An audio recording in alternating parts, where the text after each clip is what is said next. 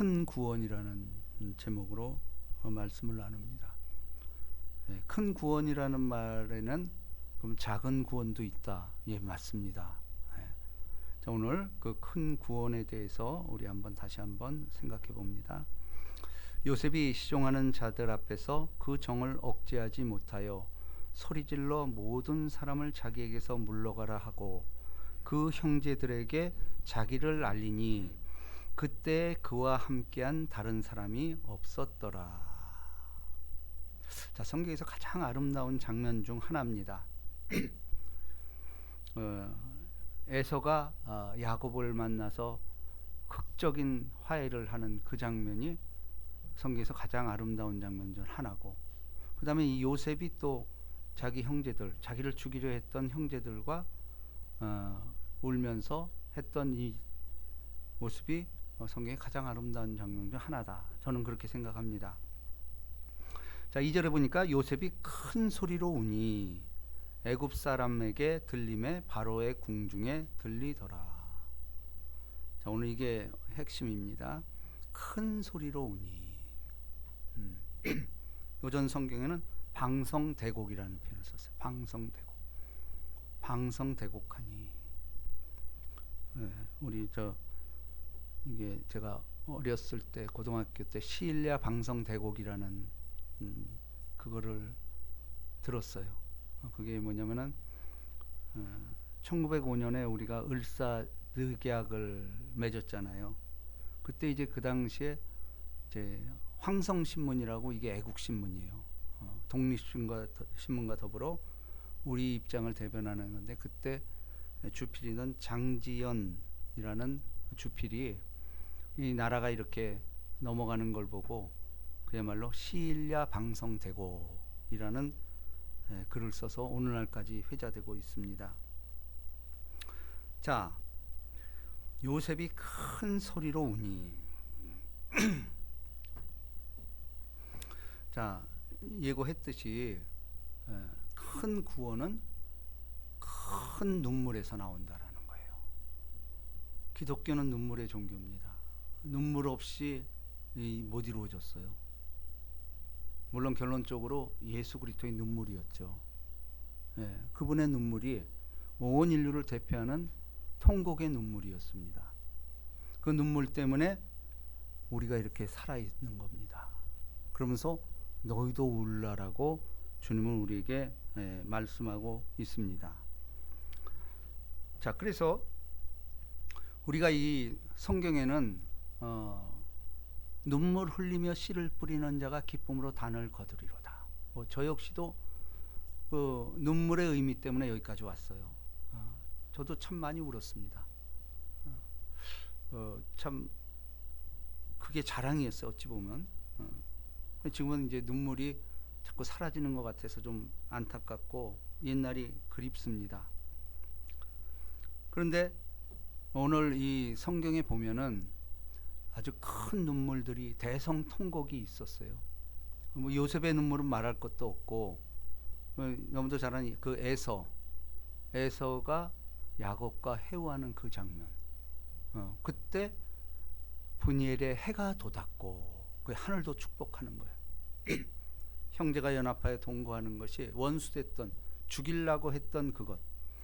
근데 어찌 보면 오늘날 전쟁도 형제 싸움 아니에요?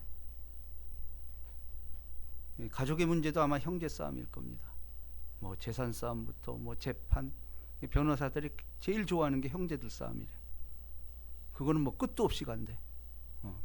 그거 달래는 대로 준다네. 심지어는요, 제가 아는 이제 500억대 재산을 가진 여기 반월공단 내에 있는 두 형제가 싸맸는데 지금 결국 10년 가까이 재판을 끈 거야. 근데 그 형이 변호사한테 그런데요. 저 돈 안 받아도 좋으니 저 새끼 죽여달래. 한 푼도 안 받아도 좋대. 저 새끼 죽여달래. 근데 이게 이해가 돼요. 우리도 그런 마음이 있어요. 형제가 더 위험합니다. 왜 다 알거든. 결국은 지금 그 싸움이에요. 성경도 그 싸움이고 형제 간의 싸움이고. 거기다 이제 배다른 형제, 아비다른 형제 합세해가지고 지금 전 세계 이 결국은 정통성 싸움으로 현지는 것이 오늘의 현실입니다. 자, 뿐만 아니고 성경의 이 방성대곡은 하갈, 그죠? 아브라함이 어쨌거나 사라 때문에 후처를 종을 취해가지고 이스마엘을 낳잖아요. 근데 낳고 보니 이게 사라가 질투가 나는 거야. 뭐 어쩔 수 없죠, 그건. 그러니까 바가지 긁히지. 자기가 그렇게 하라고 해놓고 남편 탓을 하는 거예요. 남편은 뭐 힘이 없잖아. 그러니까 당신 원하는 대로 해라. 그래서 그 하갈과 이스마엘을 광야로 내쫓잖아요. 근데 하갈도 그 참 무슨 죄가 있어요. 사실은 아브라함 때문에 그렇게 된 건데. 근데 그 광야는 얼마나 그 죽음이잖아요. 죽음. 광야에 내몰렸다는 죽음. 물론 제가 보기에는 아브라함이 갈 때 그래도 먹을 건 싸줬겠죠. 근데 둘이서 그거 뭐 먹을 거 싸줘봐야 그거 얼마나 가겠어요. 근데 팽개친 거죠.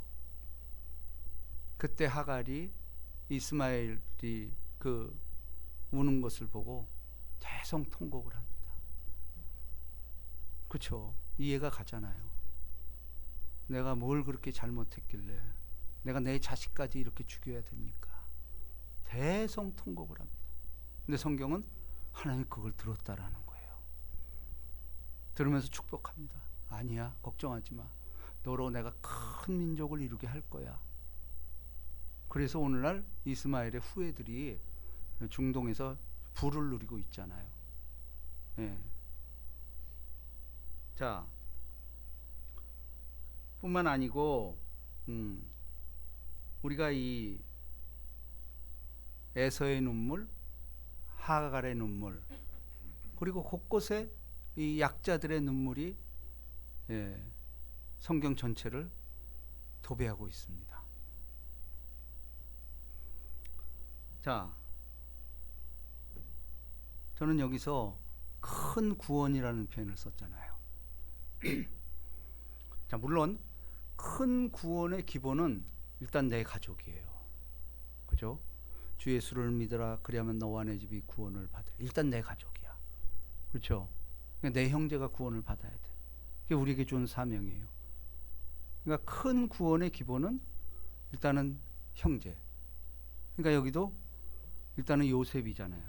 요셉 형제들이 화해를 합니다. 근데 자, 요셉이 그 형들에게 이르되 나는 요셉이라 내 아버지께서 아직 살아 계시나이까? 형들이 그 앞에서 놀라서 대답하지 못하더라. 그렇죠. 자기를 죽이려고 했던 형제들 아니에요. 완전히 얼어붙어서 뭐 아주 백지장이 됐을 것 같아요. 요셉이 형들에게 이르되 내게로 가까이 오소서. 그들이 가까이 가니, 이 가까이 갈 때도 아마 떨렸을 거예요. 가기 싫은데 이게 가까이 가면 나 먼저 죽일 것 같고 이런 생각이 아마 엄습했을 거예요. 이르되 나는 당신들의 아우 요셉이니. 이 말 할 때 그냥 아주 그냥 쭈삐 써서 뭐 아무 생각이 없었을 것 같아요. 당신들이 애굽의 판자라. 이 말을 듣는 순간 아이고 올 게 왔구나. 이건 판결이잖아. 당신들이 애굽의 판자라. 이 말 들을 때는 아마 거의 사색들이 돼서 자기들이 한 일이 있잖아. 근데 이 사람은 통치자로 온 거야.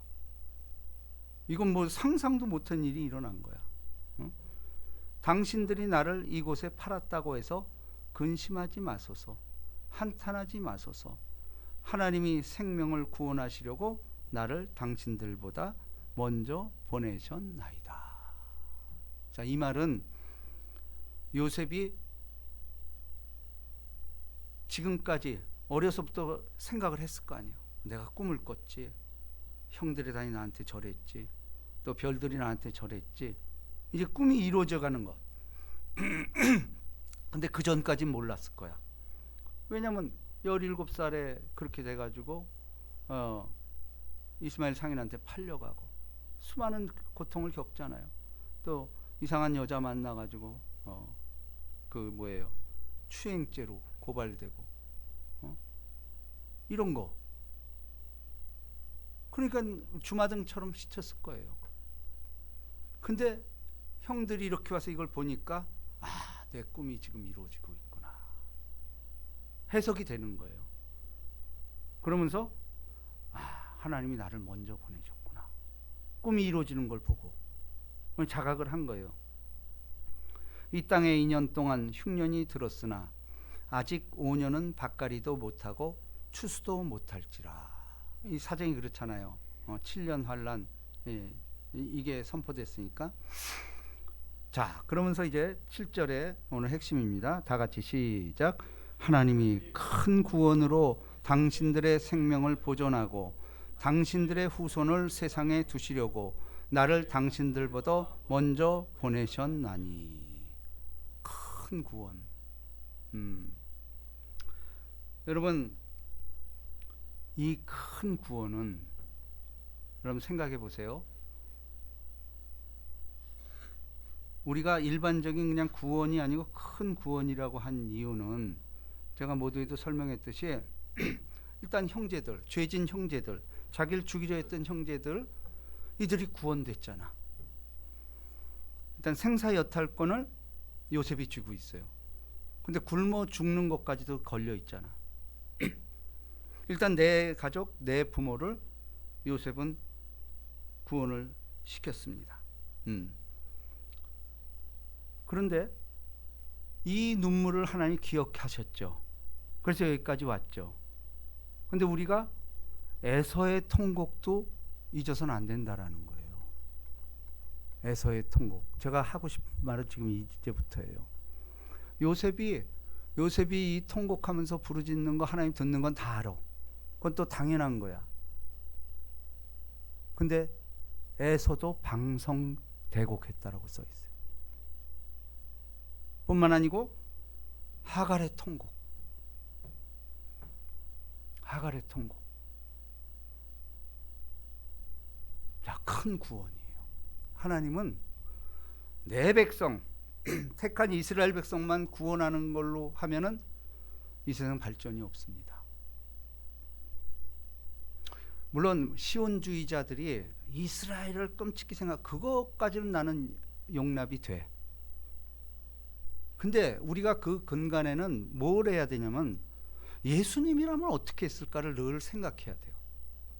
예수님 행적이 나와 있잖아. 그죠? 예수님은 가난한 자와 함께 놀았어요. 병든 자, 눈먼 자, 포로된 자, 이들과 놀았어요. 이건 이사야서의 예언 성취죠. 주의 영이 내게 임하였으니 이는 가난한 자에게 복음을 증거하려 하여. 이사야서에 나와 있잖아요. 포로된 자를 자유케, 눈먼 자를 보게 하며 눌린 자를 자유케 하려 한 뿐 아니고 은혜를 선포케 하려 하심이라. 예수님의 사역이에요. 여러분, 우리가 이 정신이 지금 부족해요. 내가 교회에서 하나님께 택했다고 그래서 자꾸 이스라엘 주장하고, 지금 중동 전쟁이 이거 끝날까지 이거 가는 거예요, 지금 이거. 그런데 이스라엘 편 들고 이런 현상이 나오죠. 뭐 그건 난 틀렸다고 생각은 안 해요. 근데 예수라면 어떻게 했을 것 같아요? 알잖아. 예수님은 동족, 바리새인, 서기관 그들하고 반목했어요. 버린 자들과 함께 했어요. 이게 복음이라는 거예요. 그러면 우리가 잊어서는 안 될 게, 하갈의 눈물도 하나님께는 기억을 하셨어. 에서의 눈물도 기억하셨어. 이게 큰 구원이라는 거예요. 그 오늘날 이스라엘에서 지금 피비린내 나는 전쟁이 일어나잖아. 근데 거기에 약자가 팔레스타인이에요. 젖먹이 애들 병원 속에 있는 거 죽어가잖아. 그 너희 조상 때문이야 이렇게 말할 수 있을까요? 예수님은 어떻게 했을 것 같아요? 이들이 하갈의 눈물 아닐까요? 하갈의 눈물을 하나님 보셨어요. 에서의 눈물도 보셨어요. 오늘날 팔레스타인 그 어린아이들 죽어가서 쫓겨가서 먹을 것 없이 이런 이 절규와 눈물 하나님 외면할까요? 그렇지 않아요. 틀림없어요. 이게 복된 소식이 복음이요. 부자들에게 먹을 거 얘기해봐야 그게 복된 소식이에요? 아니에요. 오늘 우리나라도 마찬가지예요. 가난한 자에게 복음이 증거되는 게 옳습니다. 포로된 자, 죽어가는 영 얼마나 많습니까? 신음하는 자들. 교회가 여기에 침묵한다면은, 기득권 주장하는 거기에 편에 선다면은 그거 잘못된 거예요. 그럴 리가 없어요. 교회사가 그걸 증명하고 있습니다. 우리는 이 부분을 놓쳐서는 안 돼요. 교회 다녀서 내가 잘 됐다고 해서 기득권으로 돌아서고, 아니에요. 큰일 나는 겁니다. 우리는 늘 예수라면 어떻게 했을까? 이 생각을 해야 돼요. 우리 예수 닮는 삶 아닙니까? 그렇다고 해서 가난한 자가 주장하는 것도 옳지 않아요. 가난한 자는 그저 감사합니다, 불쌍히 여겨줘, 이걸로 끝나는 거지, 내가 가난하다고 혁명 일으켜가지고 이게 좌파되는 거예요. 성경은 절대 좌파 좌시하지 않습니다. 가난하면 가난한 대로 처분에 맡기는 거예요. 왜 자기들이 큰 소리를 쳐? 뭐 했다고? 잘못된 거예요. 성경은 끊임없이 좌로나 우로나 치우치지 말라라는 거예요. 예수만 바라보라는 거예요. 왜 우리는 자꾸 교회들마다 예, 이렇게 너무 치우치잖아. 우리나라 망조가 바로 이겁니다. 세상에 우리나라 문제를 갖다 강대국에 일러 바치고, 노벨상 타는 우리나라 대통령한테 노르웨이 가가지고 그거 주면 안 된다고 이따오 소리 듣고, 이게 사람들입니까? 같은 국민인데 우린 정말 이것 때문에 망해요. 교회는 절대 그래서는 안 됩니다. 우리가 지향해야 될 것은 이 요셉의 큰 구원이에요. 요셉은 자기 형제들에게 죽을 뻔했잖아. 근데 큰 구원을 베풀잖아. 그래서 이걸 알고 성경은 요셉을 사브낫바네아 이렇게 칭합니다. 세계의 구세주라는 거예요. 요셉 같은 사람이 자, 그러면서 보세요.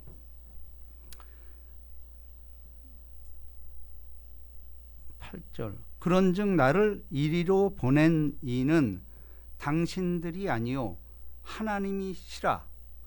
하나님이 나를 바로의 아버지로 삼으시고. 자, 우리가 볼 때는 바로가 왕이고 그 밑에 총리잖아. 근데 요셉의 고백입니다. 하나님이 나를 바로의 아버지로 삼았대. 주권자란 뜻이에요. 그죠? 실질적으로 모든 것 다 요셉이 맡아서요. 바로의 아버지라고 성경은 말하고 있어요. 이게 세계의 구세주죠. 그러니까 요셉 같은 사람만이 큰 구원을 이룰 수가 있다라는 겁니다. 자, 뿐만 아니고 눈물 없이는 구원 이루지 못합니다. 큰 구원은 더더욱이 대성통곡을 요구하고 있어요. 자, 그런데 예수님도 3번 우셨다라고 기록되고 있어요. 너무도 잘 아는 나사로, 그렇게 아마 사랑했던 것 같아. 근데 고아잖아. 부모도 없고. 참 이게 얼마나 불쌍했을까. 아마 예수님이 물론 제자들도 있지만 가장 사랑했던 게 나사로 가족들 같아. 예수님의 마음이에요, 그게. 그 나사로 죽음 앞에서 그렇게 통곡을 하시잖아. 맞습니다. 우리도 예수님의 눈물을 본받아야 돼요. 내 이웃의 아픔, 이걸 통해서 우리도 눈물 흘릴 줄 알아야 됩니다. 뿐만 아니고 예수님은 나라를 위해서도 우셨어요. 예루살렘이 멸망할 걸 미리 아신 거야. 그 예루살렘 성을 보면 통곡했다라고 또 성경 기록돼 있어요. 그래서 제가 하루라도 빼지 않고 나라 민족 지도자들을 위해서 기도하는 이유가 이거예요. 왜냐면 너 예수 울 때 너 왜 안 울었냐? 나 이럴 것 같아. 진짜 이건 우리 예수 닮아야 되는 거 아니에요? 그러니까 내 이웃의 아픔을 위해서도 울어주고 기도할 줄 아는 것은 신앙인의 기본 자세예요. 또 나라 민족을 위해서 지도자들을 위해서 울어줘야 돼요. 왜냐하면 나중에 하나님 질문한다. 너 그래 예수님처럼 살았냐? 근데 왜 너 나라 위해서 기도 안 했어? 근데 의외로 나라 위해서 기도 안 하는 사람 많습니다. 저주하는 사람 많아요. 내가 좌파라고 우파를 저주하고 우파라고 좌파를 저주하고 이건 성경적이지 않아요. 근데 교회에서 이런 일들이 일어나고 있다라는 거예요. 이거 하나님한테 나중에 어떤 책임을 물으려고 예수님이 하자는 대로 하면 되는 거예요. 자, 뿐만 아니고 자 히브리서 5장을 한번 찾아봅니다.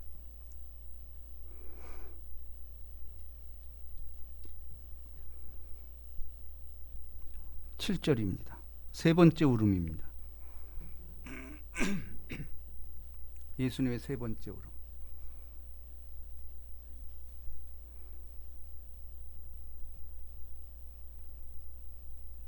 자, 한 목소리로 시작. 그는 육체에 계실 때에 자기를 죽음에서 능히 구원하실 이에게 심한 통곡과 눈물로 간구와 소원을 올렸고 그의 경건하심으로 말미암아 들으심을 얻었느니라. 자, 이거 보세요. 아주 가장 강한 표현인 것 같아요. 이건 대성통곡을 넘어서 에서의 눈물, 하갈의 눈물, 요셉의 눈물보다 뛰어난 이거 보세요. 그는 육체에 계실 때에 자기를 죽음에서 능히 구원하실 이에게, 그렇죠? 하나님이니까 맏아들이잖아. 구원하실 이에게 심한 통곡과 눈물로 또 간구와 소원을 올렸고, 예수님의 기도는 이게 우리와 차원이 달라요. 심한 통곡, 눈물, 간구, 소원. 자, 이게 들어갈 때 성경은 그의 경건하심으로 말미암아, 경건이란 말은 여기에서 해당된다라는 거예요. 경건이라는 말은 심한 통곡이 들어가요. 그러니까 눈물 많은 사람들이 경건한 자야. 그리고 통곡할 줄 아는 사람, 이게 진짜 경건한 자의 표상입니다. 눈물은 기본이죠. 또 간구, 막 구해야 돼. 주님 해주시옵소서. 그 소원, 내가 바라는 것, 경건하심으로 말미암아 들으심을 얻었느니라. 자, 오늘의 결론입니다. 그렇다면은 로마서 8장입니다.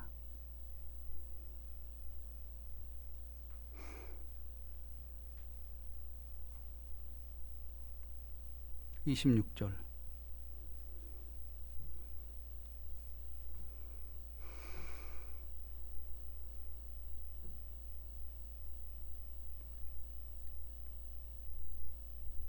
자, 다 같이 시작.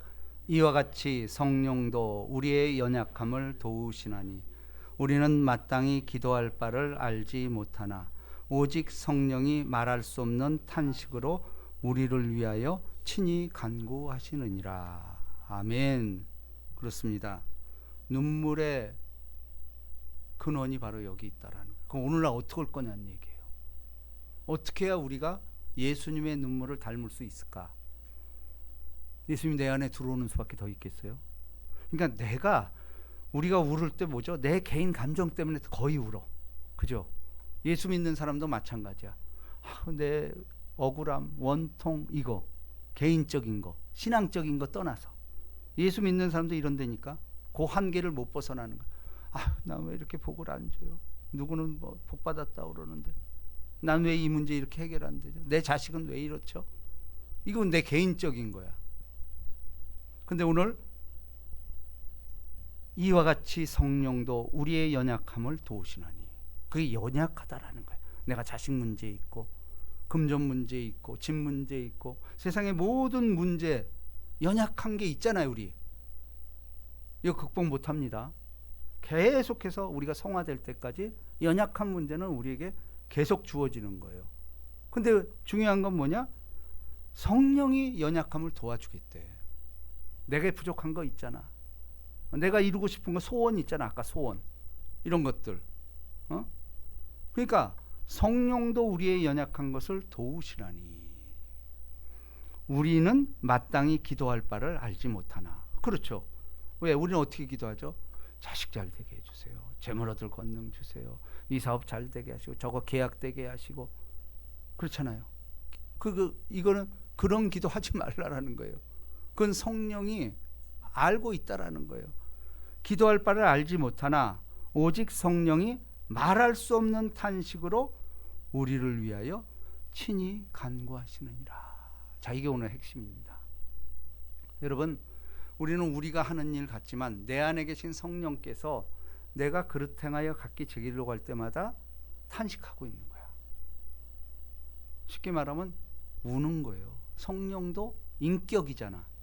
그러니까 성령이 영이기 때문에 우는다는 표현은 안 하고 탄식이라는 표현을 쓴 거예요. 그렇죠? 탄식이라는 표현을 쓴 거예요. 네. 그러니까 우리는 늘 성령의 음성에 귀를 기울여야 돼. 그리고 진짜 성령 받은 사람은요, 내가 정말 쓸데없는 얘기를 했대, 남을 상처 줬대, 이거 알아. 바로 알아. 물론 신앙이 약한 사람 나중에 깨닫지만 어느 정도 신앙생활을 한 사람들은, 내 안에 말씀이 들어가고 성령이 있는 사람들은 내가 해놓고도 가슴이 철렁하는 거야. 이 감각을 키우는 게 사실은 신앙생활이에요. 네. 그렇잖아요. 이게 무슨 뜻인지 여러분들은 아마 다 알 거예요. 우리가 할 일은 성령의 탄식 소리를 들을 줄 알아야 돼. 그 왜냐하면 성령의 탄식이 하나님의 눈물이에요.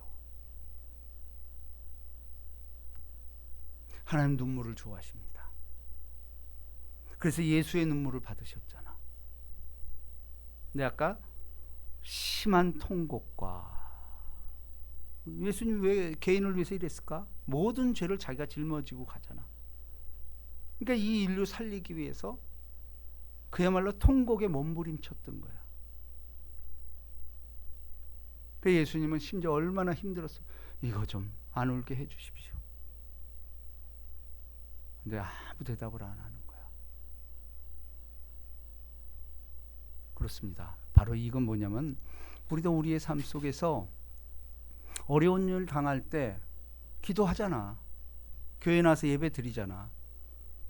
근데 아무 응답이 없는 것 같아. 그게 응답이라니까. 예수님이 그렇게 간구하고 통곡을 했는데도 하나님은 침묵해요. 하나님이여 어찌하여 나를 버리셨나이까. 이 여기까지 나와야 돼. 우리도 내가 이 문제 왜 난 해결이 안 되죠? 통곡을 해. 근데 하나님은 침묵하는 것 같아. 근데 그게 이루어진 거라는 거예요. 그렇죠? 아까 우리 장미 권사님 가정에서 했잖아요. 내가 죽어질 때 하나님의 시작이야. 근데 이거 우리는 알면서도 참 좋은 가사잖아요. 그리고 와 닿잖아요. 근데 내가 문제로 할 때는 이게 또 아닌 거야. 쟤 문제야. 쟤는 저래야 돼. 쟤는 진짜 제가 안 죽어서 그래. 근데 사실 내 문제예요. 내가 안 죽어져 있기 때문에. 왜냐하면 성령이 계속해서 탄식하고 있는 거야. 너 제발 죽어라. 네가 죽어야 성령이 일할 거 아니냐라는 거죠. 근데 결국은 우리의 인생의 종말에 가면요, 결국은 성령의 역사라는 걸 부인할 수가 없어. 택한 백성은 그분이 이끌어, 어떻게 해서든지. 그럼 왜 이렇게 오래 끕니까? 인간 만들려고 그러는 거예요. 그거 하나면 또 뛰쳐나가요. 내 왜 돈 없죠? 너 돈 주면 도망가. 내 뻔히 알아. 근데 안 그럴까요 진짜? 그때까지 기다리는 거야. 근데 왜 우리가 신앙생활하죠? 깨닫고 맞아요. 저는 아닙니다. 예. 나다이 but Christ. 나가 아닐 때 크라이스트가, 예수가 우리를 돕는다라는 겁니다. 여러분, 오늘 주신 말씀은 큰 구원은, 우리가 큰 구원 요셉처럼 되려면은 내 문제를 넘어서야 돼. 극복해야 돼. 그리고 이웃이 보여야 됩니다. 예. 그리고 에서의 눈물, 더 나아가서 하갈의 눈물. 오늘날 죽어가는 저 팔레스타인 난민들이 지금도 울고 있잖아요. 저들을 위해서 우리 기도해 줘야 돼. 이스라엘만을 위해서 기도해서는 안 돼요. 약자를 위해서 기도하는 것이 신앙인의 자세입니다. 팔레스타인 보세요. 우크라이나 보세요. 지금 전쟁 현장만, 캄보디아 보세요. 태국하고 그 적경적인 난민이 수만 명 발생해서 하고 있잖아.